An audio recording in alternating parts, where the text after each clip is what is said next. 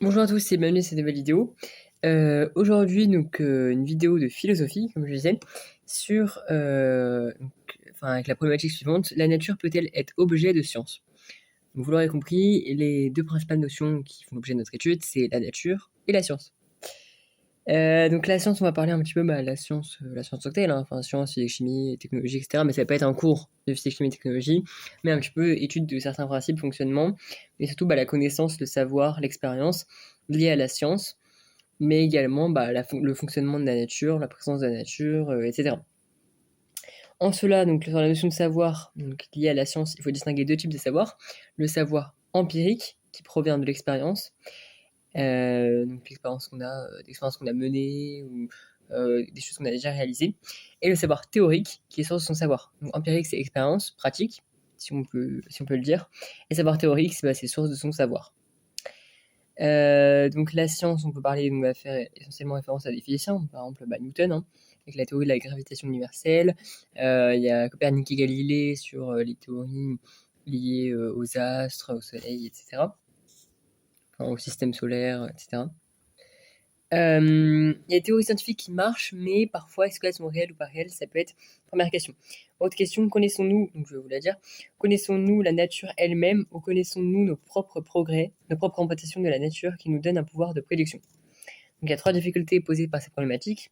Donc si nous connaissons la nature, nos propres représentations de la nature et quelles prédictions, etc.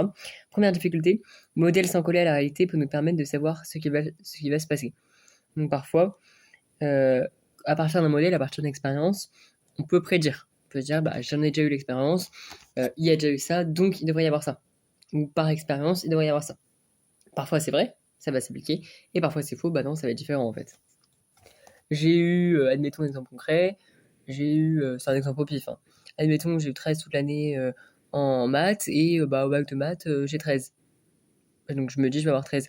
Ou alors au contraire, ça va être plus dur, donc je vais avoir 11, ou ça va être plus simple, je vais avoir 18. C'est un exemple. Donc voilà. Deuxième difficulté, on peut se demander si la nature peut être objet de science au singulier ou au pluriel. Donc, est-ce que c'est un objet de science, une science, la science, ou est-ce que ça répond à plusieurs objets de science? Donc, est-ce que la nature, on se demande la nature, faune, flore, donc la science de la vie et de la terre, ou est-ce qu'il y a plusieurs sciences? Le fonctionnement de telle plante, de telle fleur, de tel insecte, de tel animal, donc il y a plusieurs sciences.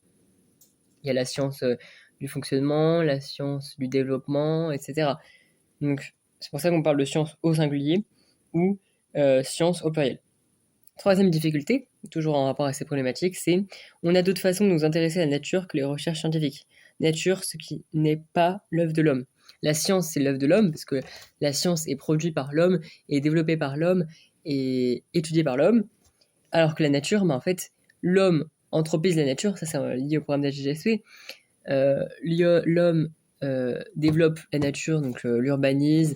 Par exemple avec le principe d'étalement urbain, il se sert de la nature pour l'urbaniser et en faire un espace urbain, un espace moderne, un espace technologique, mais c'est pas l'homme qui a créé la nature. L'homme en est un utilisateur ou un développeur. Il peut par exemple créer d'autres espèces naturelles, etc. Donc planter des arbres, etc. Mais ce n'est pas le vrai maître de la nature. Le vrai maître de la nature, c'est qui? C'est Dieu, parce que tout ce qui est naturel, quand on dit c'est naturel, c'est fait tout seul, c'est fait naturellement, automatiquement, et pas automatiquement par magie, fait par, on pourrait dire, une puissance extérieure, donc Dieu. La nature, c'est fait par Dieu, tout comme le temps, on l'a dit dans la notion précédente, c'est fait, enfin, contrôlé et dirigé, dominé, entre guillemets, par Dieu. Donc, premier point dans la nature, donc nature et science, de quoi la nature est-elle faite? Notion de nature. Donc c'est un principe de changement pour une certaine espèce. Selon Aristote distingue la nature et l'art. C'est-à-dire la nature, c'est fait naturel automatiquement. Exemple, un chêne. Et l'art, par exemple, un lit. Un lit, c'est une sorte d'œuvre d'art. C'est une œuvre d'art puisque c'est une sorte d'art. On fabrique quelque chose, un art technique. Mais c'est surtout la réalisation technique d'un objet. Un objet qui va servir à dormir. Et du coup, par exemple, il distingue le chêne et le lit. C'est-à-dire le chêne, c'est un arbre qui est fait naturellement. C'est pas l'homme qui a conçu l'arbre, qui a dit ce sera tel arbre, avec tel âge, telle forme, etc. Ça a été fait naturellement. Après, l'homme s'en sert en développement, etc., pour faire des émissions Silence ça pousse, ou, euh, ou pour prendre les feuilles, faire des expositions, ou je ne sais quoi. Mais c'est naturel, c'est pas l'homme qui a conçu le chêne, le sapin, etc. Par contre, l'homme a conçu le lit. On pourrait dire, bah oui, bah Dieu qui a conçu la nature et l'homme, donc Dieu a conçu le lit indirectement, puisqu'il a conçu l'homme qui a conçu le lit, donc il a conçu l'intelligence de l'homme qui a fait qu'il a conçu le lit. Mais en soi, non, généralement, on dit plus simplement, voilà, on dit c'est Dieu qui a créé la nature et l'homme, mais en tout cas, Dieu a créé la nature, donc le chêne, qui est un élément naturel, est un élément créé par Dieu, mais qui est naturel et non par l'homme, mais le lit est créé par l'homme. Donc c'est une distinction. Le lit, on pourrait dire, c'est un objet scientifique. Il résulte de la conception, de la fabrication par l'homme, tandis que le chêne résulte de la fabrication, entre guillemets, de la conception naturelle. Il a été fait naturellement. Ce qu'il convient aussi de souligner, et ce que souligne un petit peu Aristote, c'est que les changements au sein de la nature, les changements naturels, sont spontanés. C'est-à-dire ça se fait automatiquement, naturellement. Un arbre pousse, il tombe, il repousse, etc. Alors que la science n'est pas spontanée.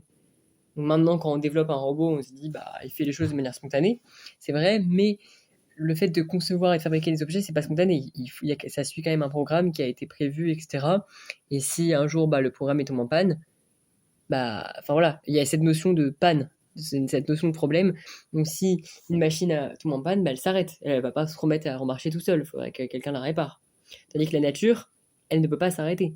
Un arbre, il va pas s'arrêter de pousser pendant 3 ans. Il va pousser continuellement. C'est ça la distinction.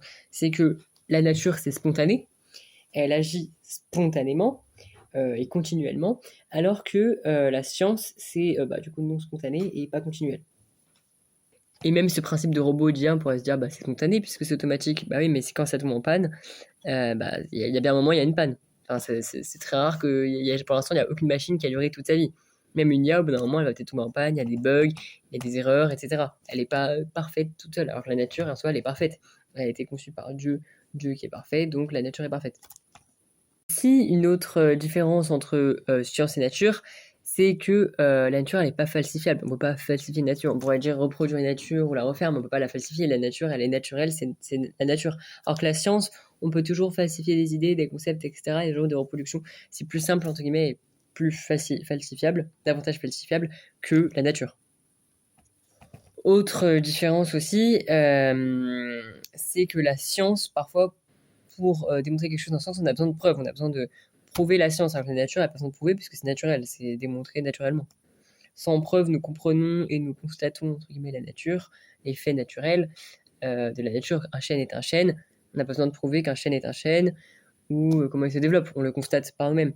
Alors que prouver qu'une innovation va aider ou va permettre le développement de quelque chose, sans expérience, sans démonstration, cela va être dur à prouver, donc on a besoin de preuves. La différence aussi, c'est comme la nature, ça a été créé par Dieu, donc pour faire le point commun, une religion, on y croit. On le sait parce qu'on y croit. Là, c'est pareil, la nature, on le sait, on y croit, on croit parce qu'on le sait, on sait parce qu'on croit. Alors que la science, on peut le savoir, en fait, on a le savoir, mais que quand c'est démontré, on y croit, on le sait. La nature, on le sait, en fait, on croit parce que c'est naturellement, on constate par nous-mêmes. Comme on l'a dit, il n'y a pas besoin de preuves, on s'en rend compte naturellement, on le sait immédiatement.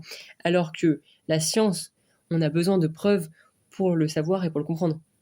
Si on n'a pas la preuve que une voiture hybride, enfin une voiture électrique marche avec l'électricité, bon, ça on se dit c'est logique, mais par exemple, si on n'a pas la preuve que une voiture thermique marche au diesel et non pas à la chaleur informatique, si on n'a pas la preuve, au début on peut pas le savoir. Maintenant on le sait parce que c'est une certitude, mais à l'époque il fallait le prouver, il fallait le comprendre.